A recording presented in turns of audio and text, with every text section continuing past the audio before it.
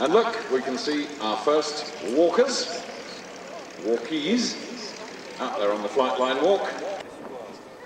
We have a goodly number of veteran flyers from the Battle of Britain with us today. We're delighted to welcome them to Duxford.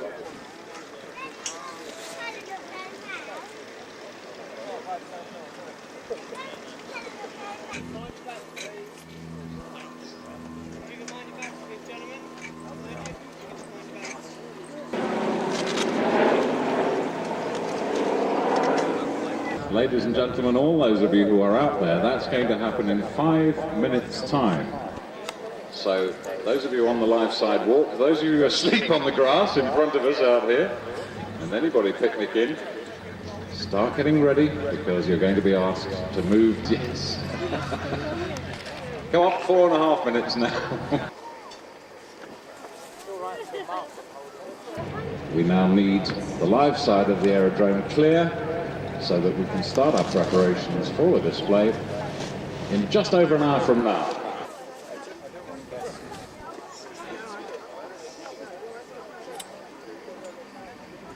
We've just put out a radio message to those people who are queuing 10 miles away down the M11. Don't bother, because we can't let you in. They've closed the gates.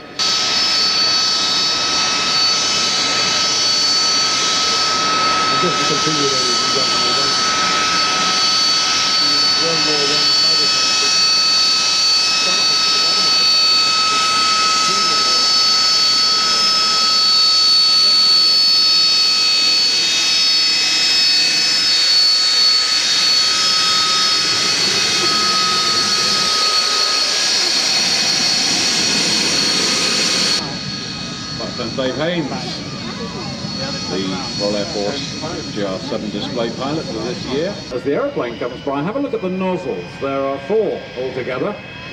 They all work in unison, 2 on either side of the fuselage. And it's those that can be swiveled to alter the flight characteristics of the aeroplane. When he's flying straight and level in more or less conventional mode, the nozzles are pointing directly backwards, and he'll be running past both the right way up and upside down at something like 400 miles an hour.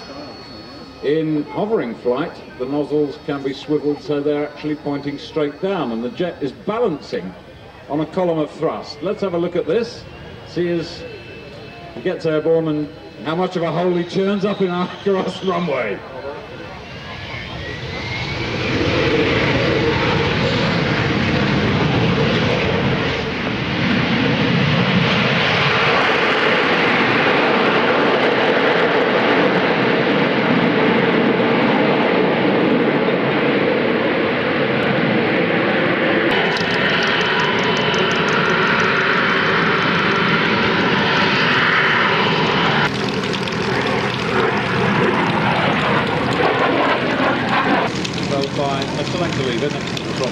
All the nozzles swivel as one, so they directly stay with it. 500 knots, 100 feet.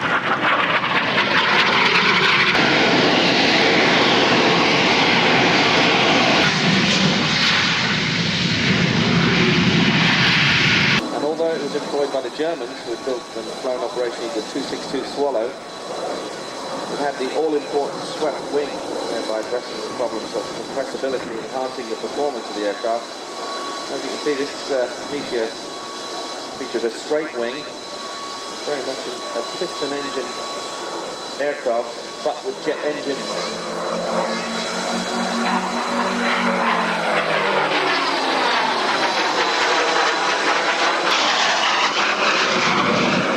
And Stan Gimbels is here to wave as we head back to Kennett. Thank you, Stan. Very nice. He's having fun. Thank you. Round of applause.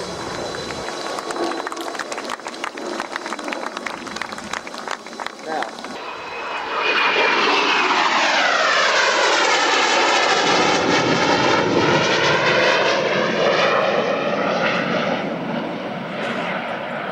Bill Blair, who is flying for us this afternoon. Neville Duke flew a Hunter at the Farnborough Air Show, achieving over 700 miles an hour.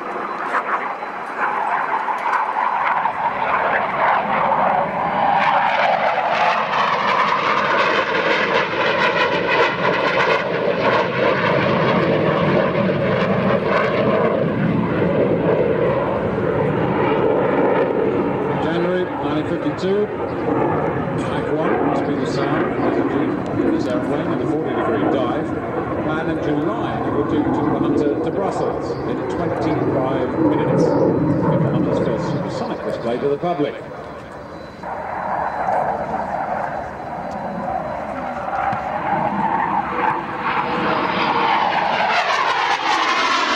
Still one of the best aeroplanes in the world, thanks to improvements to the aircraft's weapons system, in particular its radar. And we're off.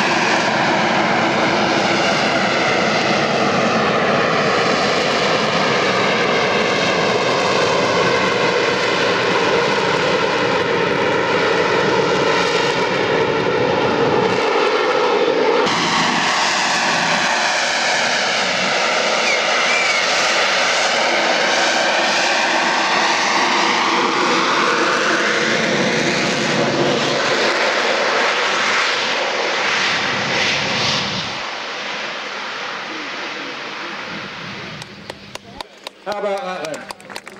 Not bad, eh? Lieutenant Rossi well, and the FA2 Sea Harrier from the senior service.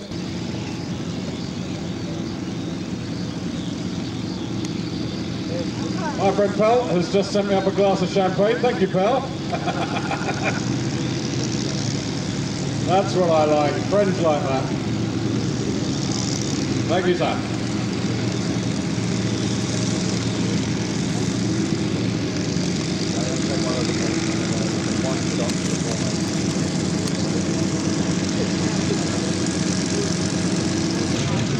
Lovely sight. Look at all these various marks of Spitfires taxiing out in front of us.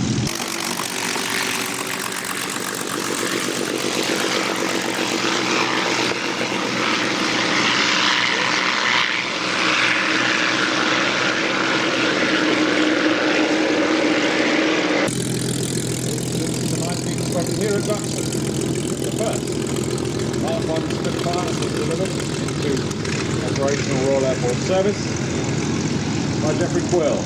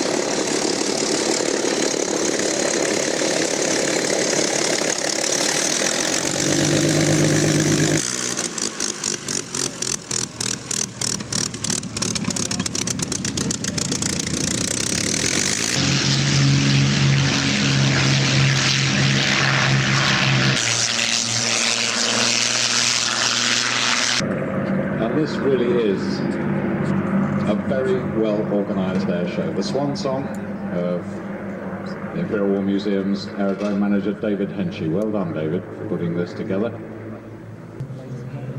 So, David, for you, and in particular for our veteran visitors from the days of the Battle of Britain, 60 years ago, all you people made a big difference. And to all you, our visitors, ladies and gentlemen, you are a record audience. Believe it or not, this afternoon we closed the gates a long, long time ago. So I hope you think that it's all been worth it.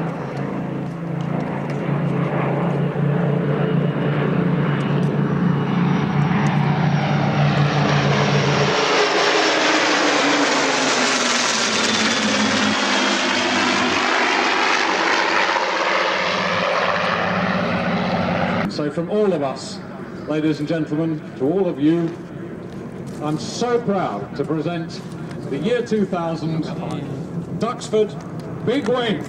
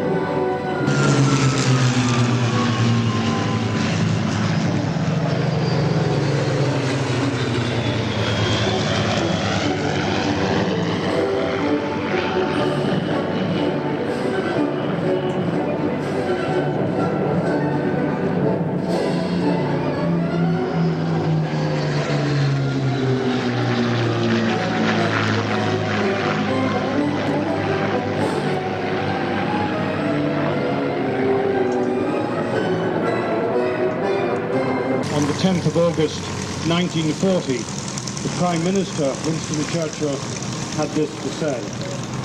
The gratitude of every home in our island, in our empire, and indeed throughout the world, except in the abodes of the guilty, goes out to the British airmen who, undaunted by odds, unwearied in their constant challenge and mortal danger, are turning the tide of the world war by their prowess and by their devotion. Never in the field of human conflict was so much owed by so many to so few. All our hearts go out to the fighter pilots whose brilliant actions we see with our own eyes day after day.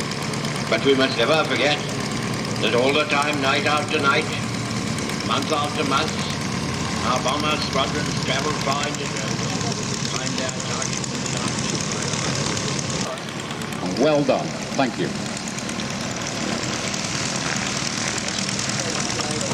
Well, thank you, Jerry, and thank you, ladies and gentlemen. It's been my pleasure, of course, and indeed my privilege. And finally, I am definitely retiring. Jerry has been saying that he's been retiring for years. He is, of course, the retiring sort. But this is his last air show, so he says, in my opinion, been a tremendous friend to Duxford, a tremendous commentator over the years. I'm sorry you're not going on, Jerry. I'd like to come back and listen.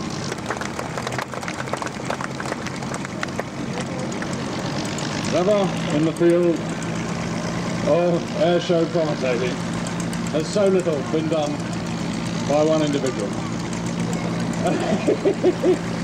All right, now then, gentlemen, our Battle of Britain veterans, thank you once again. And this is our last tribute of the weekend to all of you. Thank you. The air show has had a capacity attendance, so thank you again, all of you, for joining us on this special occasion. What that does mean, though, is that there are many thousands of visitors on site, and there are going to be considerable delays due to traffic congestion. So please don't rush away. Museum exhibitions are still open for you to enjoy.